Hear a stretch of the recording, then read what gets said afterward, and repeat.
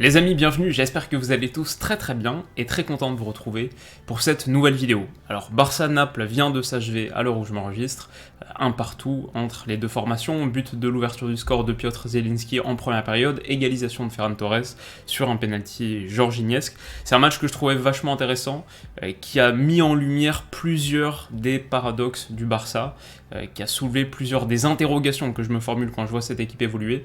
Et bon, c'était un bon prétexte parce que c'était un match européen plutôt intéressant, de plus en plus déséquilibré au fur et à mesure que la partie a progressé, mais voilà, riche d'enseignements ou en tout cas de questionnements. Qu'est-ce qu'on doit penser de ce Barça? C'est un petit peu l'interrogation que j'ai envie de poser et de me poser ce soir à la conclusion de cette partie.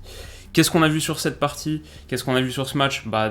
Deux mi-temps relativement inégales, pas totalement différentes dans la production, mais disons qu'en première période, le Barça était assez bon dans la phase de préparation.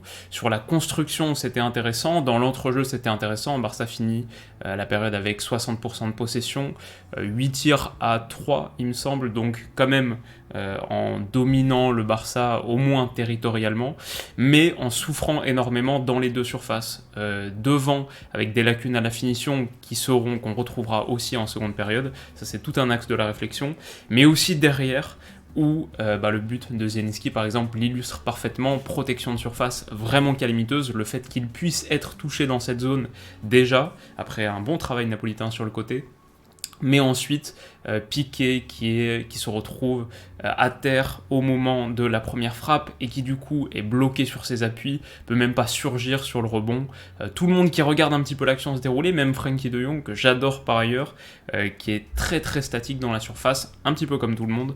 Donc ouais, grosso modo, moi je sors de cette première période, je vois le Barça sur cette première période et je me dis que c'est pas catastrophique sur la production, mais il y a des zones de faiblesse tellement fortes que cette équipe peut pas aller très très loin. Je me dis qu'il y a un entrejeu, et on le voit bien sûr, Frenkie de Jong, Pedri, Nico, des joueurs d'une certaine qualité, un entrejeu calibre Ligue des Champions, un secteur offensif, Ferran Torres, même Adama Traoré sur la percussion, j'en attendais plus, certaines situations où il a la possibilité d'exploser, de prendre son vis-à-vis en 1 contre 1, où il est un petit peu trop statique, surtout en première période, ça a été peut-être un petit peu mieux ensuite en seconde jusqu'à sa sortie. Mais un secteur offensif très défaillant. Aubameyang a été intéressant, mais secteur offensif calibre Europa League et secteur défensif calibre Europa League, voire moins, sur la pure protection de surface. Donc en seconde période, c'est quelque chose qui a un peu disparu. On a moins eu ces surfaces impliquées, et elles ont moins pesé dans le résultat, parce que le Barça a pris le contrôle total de la partie. Ils finissent la première période avec 60% du ballon à peu près, mais en seconde, ils en prennent 72,5. Première période, ça se finit 8 tirs à 3. Le match total se finit 21 tirs à 4. Donc en seconde période, c'est juste une attaque-défense, 13 tirs à 1 pour le Barça, qui encore une fois a été intéressant sur ses phases de construction, a trouvé beaucoup de poches d'espace. Bon, il y a beaucoup de raisons, je trouve, d'être optimiste, de voir le verre à moitié plein, pas nécessairement rempli de vin, mais simplement à moitié plein. En revanche, là où le bas a blessé et a continué de blesser sur la seconde période, c'est quand même sur la zone de finition, le secteur offensif et le nombre de ratés de Ferran Torres. Je ne sais pas si j'ai exactement les chiffres ici, mais un volume de tirs, 9 tirs pour Ferran Torres. Par rapport le second tireur du match, c'est Pierre-Emerick Aubameyang avec 3 tentatives, 2 équipes confondues, Luc de Jong 2 sur sa courte entrée, et un retourné acrobatique d'ailleurs, qui aurait été un but somptueux, et qui aurait sans doute permis au Barça d'accrocher une victoire méritée, quand même sur l'ensemble du match. Mais voilà, Ferran Torres, 9 tentatives, le penalty jorginhesque bien converti, ok, mais le reste, il y a tellement de gâchis. Et bon, quand tu vois ça, obligé de formuler quelques doutes sur le Barça peut avoir toute la production du monde, si derrière ça pêche à la conversion, et si derrière sur chaque transition offensive, comme en première mi-temps, t'es nettement exposé dans ton dos, si ta protection de surface est aussi friable, c'est difficile de voir le Barça step up sa qualité encore d'un ou deux crans. Par exemple, je ne ferai pas du Barça un favori pour la victoire en Europa League de ce que j'ai vu. Après, je ne sais pas à quel point la concurrence est relevée quand on voit que Dortmund prend 4-2 à la maison contre les Rangers. Mais ouais, je suis partagé. Dites-moi ce que vous en pensez, mais je suis vraiment partagé entre rassuré entre guillemets sur la production, sur la phase de préparation, la construction, cet entrejeu qui déborde de qualité. Tu peux même en sortir, en faire entrer d'autres, l'entrée de Gavi, entre autres. Mais là où ça compte énormément dans les deux surfaces de réparation, je suis sceptique.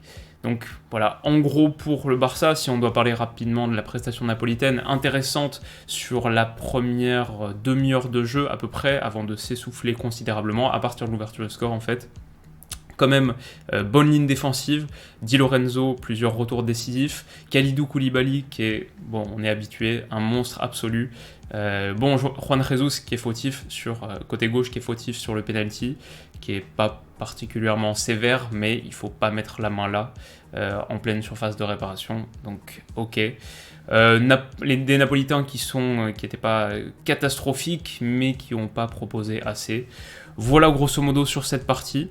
La situation de Dembélé était intéressante quand même, parce que rentrer sous les sifflets, a été sifflé sur ses 5-6 premières touches de balle avant de recevoir plus d'applaudissements qui venaient, même dès la deuxième, troisième touche de balle, les applaudissements qui venaient un peu en contraste pour souligner qu'une partie du public était quand même derrière son joueur, ce que je trouve positif. Et surtout, il a réussi une bonne entrée.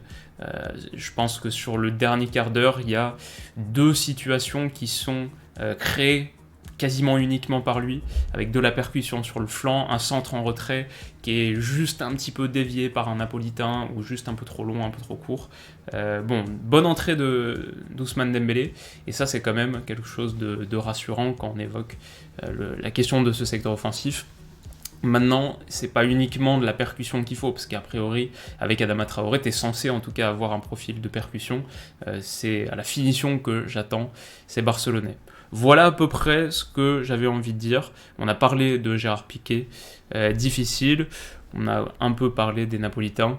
C'est ce que ce match m'inspirait. Je pense quand même qu'il y a des raisons d'y croire, entre guillemets, d'être optimiste, parce que quand le Barça step up la qualité dans son entrejeu, on voit à quel point ils sont capables d'étouffer totalement un match.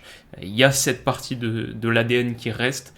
Maintenant, les 2 lignes devant, derrière, sont pas du tout du calibre Ligue des Champions ou calibre vainqueur d'Europa League. Pour l'instant, et c'est un peu les enseignements d'une partie, mais c'est quelque chose qui est un peu à surveiller sur la suite de la saison catalane. Dites-moi ce que vous en avez pensé en commentaire de ce match, si vous suivez le Barça très attentivement, semaine après semaine. Si vous êtes supporter, dites-moi en plus encore, qu'est-ce que vous attendez, qu'est-ce que vous allez observer avec précaution. Dites-moi tout ça en commentaire, on se retrouve très vite pour la prochaine vidéo, dès demain. Donc d'ici là, comme d'habitude, je vous souhaite de passer une excellente soirée, une très bonne fin de semaine, un bon week-end qui arrive, et je vous dis à bientôt, bisous.